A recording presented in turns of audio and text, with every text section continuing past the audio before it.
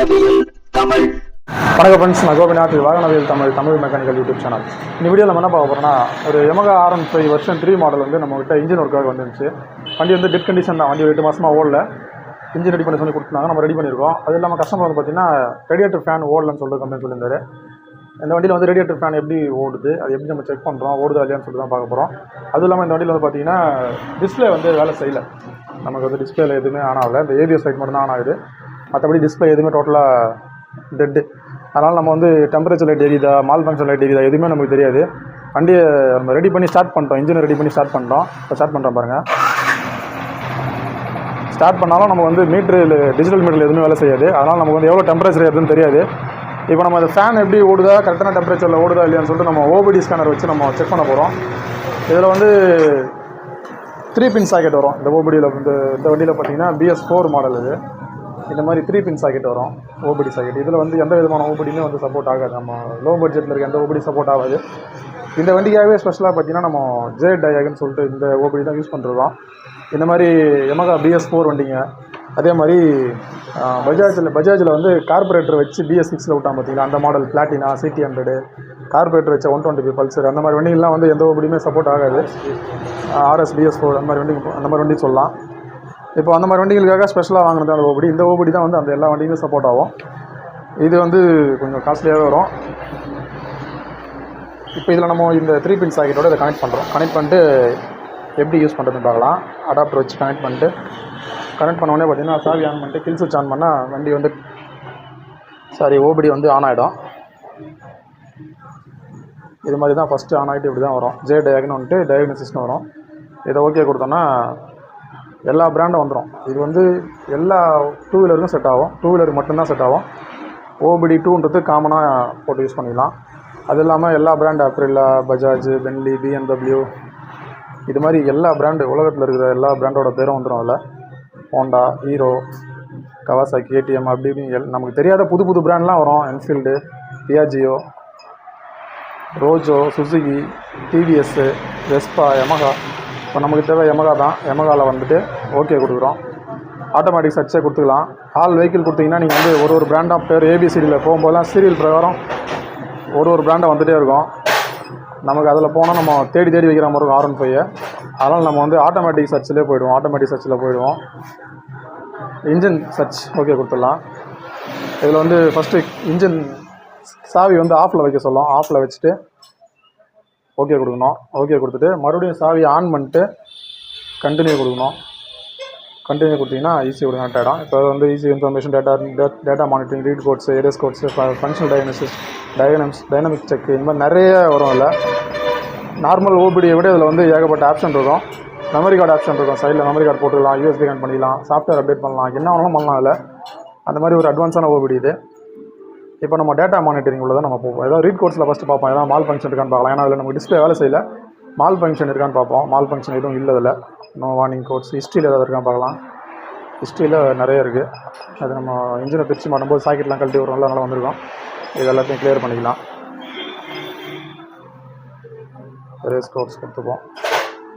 ஹிஸ்ட்ரியில் இருக்கிறது பிரச்சனை இல்லை. அது வந்து பழைய கோடு தான், நமக்கு கரண்ட்டில் தான் இருக்கக்கூடாது. இப்போ ரீட் கோட்ஸ் போய் பார்ப்போம். No trouble code. ஹிஸ்ட்ரியில் no trouble code. Okay. Pending codes என்ன இருக்கா? பெண்டிங் கோட்ஸும் நோ ட்ரபிள் கோட் தான், எதுவுமே இல்லை. சரி, ஓகே. இப்போ நம்ம டேட்டா மானிட்டரிங்கில் போனோம்னா நமக்கு வண்டியில் இருக்கிற எல்லா சென்சாரோட டேட்டா எல்லாமே வந்துடும். நார்மலாக வர OBDங்களில் வரக்கூடிய அந்த டேட்டாவை விட அதில் அதிகமாக வரும். பார்த்தீங்கன்னா 4 பேஜ் வரும். இல்லை எல்லாமே வந்துடும். வண்டியில் இருக்கிற A to Z எல்லாமே வந்துடும். இல்லை இன்னும் ஹோண்டா வண்டியில் கனெக்ட் பண்ணிங்கன்னா இன்னும் நிறைய சென்சார்லாம் காட்டும். இல்லை ஒரு வண்டியோட சாஃப்ட்வேர் ஏற்ற மாதிரி அதிகமான ஆப்ஷன்ஸ்லாம் வரும். இல்லை சரி, இப்போ நமக்கு இதில் தேவையானது பார்த்தீங்கன்னா இன்ஜின் கூலண்ட் டெம்பரேச்சர் ஒரு கூலண்ட் டெம்பரேச்சர் 78 டிகிரி இருக்குது. நம்ம Yamaha வண்டி பொறுத்த வரைக்கும் பார்த்தீங்கன்னா 100 டிகிரியில் ஃபேன் ஓட ஆரம்பிக்கும். 90 டிகிரி வரும்போது ஃபேன் ஆஃப் ஆகிடும். இப்போ நம்ம 77 டிகிரி இருக்குது. நம்ம வண்டியை ஸ்டார்ட் பண்ணி 100 டிகிரி வர வைப்போம். அதை ஃபேன் ஓடுதான் பார்த்துக்கலாம்.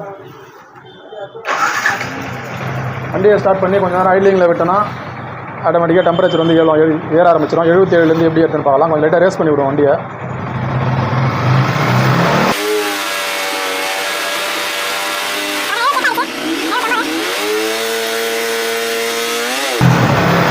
$82 டிகிரி, 83,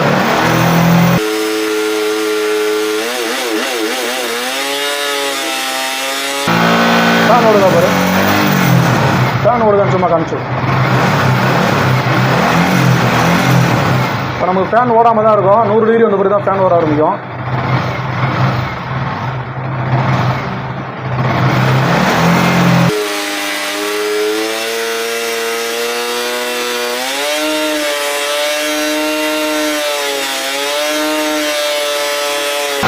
தொண்ணூற்றி 4 டிகிரி வந்திருக்கு. 95,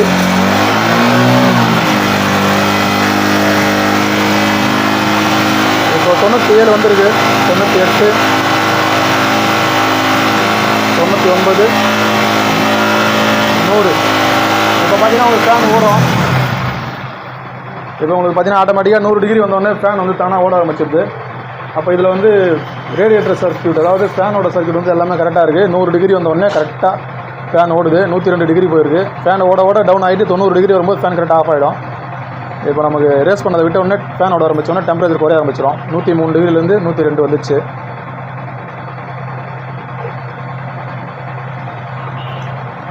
நூற்றி 1. அங்கே இன்னும் ஃபேன் ஓடிட்டு தான் இருக்குது.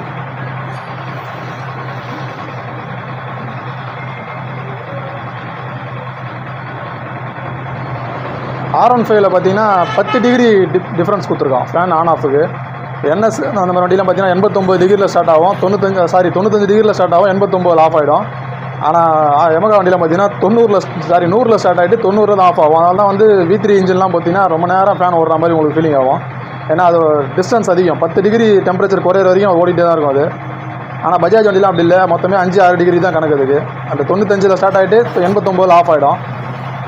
இப்போ 95 டிகிரி குறைஞ்சிச்சு. 103 டிகிரிலேருந்து 94 டிகிரி வந்துச்சு. ஒரு பிராண்டுக்கு ஏற்ற மாதிரி அந்த ரேடியேட்டர் ஃபேன் ஓடக்கூடிய அந்த அளவு வந்து மாறும், டிகிரி வந்து மாறும். இப்போ நம்மக்கிட்ட ஓபிடி இல்லைனா அதை கண்டுபிடிக்கிறது ரொம்ப கஷ்டமாக இருக்கும். நம்ம வண்டி எந்த டெம்பரேச்சரில் ஆன் ஆகுது, எந்த டெம்பரேச்சரில் ஆஃப் ஆகுது நமக்கு தெரியாது. ஏன்னா டிஸ்பிளே வேலை செய்யலை, ஹை டெம்பரேச்சர் லைட்டும் எரியல, மால் ஃபங்க்ஷன் லைட்டும் எரியல, எதுவுமே இல்லை. இப்போ 92 டிகிரி வந்துச்சு, குறைஞ்சிச்சு டெம்பரேச்சரு. 91,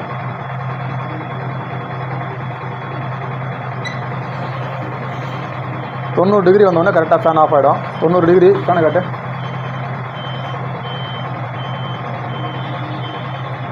ஆஃப் ஆகிடுச்சு. பார்த்தீங்கன்னா 90 டிகிரி வந்தோடனே கரெக்டாக ஃபேன் ஆஃப் ஆகிடுச்சு. இப்போ 89 டிகிரி வந்துச்சு. இப்போ வந்து இந்த வண்டியில் வந்து எல்லாமே கரெக்டாக தான் இருக்குது, ப்ராப்ளம் இல்லை. நம்ம தைரியமாக வந்து வண்டி ரெடி பண்ணி கொடுத்துடலாம். இது ஒரு நல்ல அட்வான்ஸான ஓபிடின்னு சொல்லலாம். ஆனால் கிட்டத்தட்ட ஒரு 17,000 ரூபாய் மேலே வரும். இது எல்லா பிராண்டுக்கும் சப்போர்ட் ஆகும். அதுதான் இல்லை ஸ்பெஷாலிட்டியாக, எல்லா பைக்குக்கும் சப்போர்ட் ஆகும்.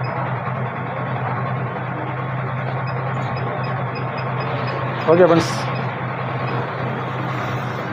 நம்ம வீடியோ பிடிச்சா லைக் பண்ணுங்கள். வீடியோ சந்தேகம், குறைகள், தவறு இருந்தாலும் கமெண்ட்டில் சொல்லுங்கள். இது மாதிரி அட்வான்ஸான டூல்ஸ் வேணும்னா வாட்ஸ்அப் நம்பர் தான் கனெக்ட் பண்ணுங்கள். நம்ம அதோட சொல்ல முடியும். சப்போர்ட் பண்ணுங்கள். தேங்க்யூ.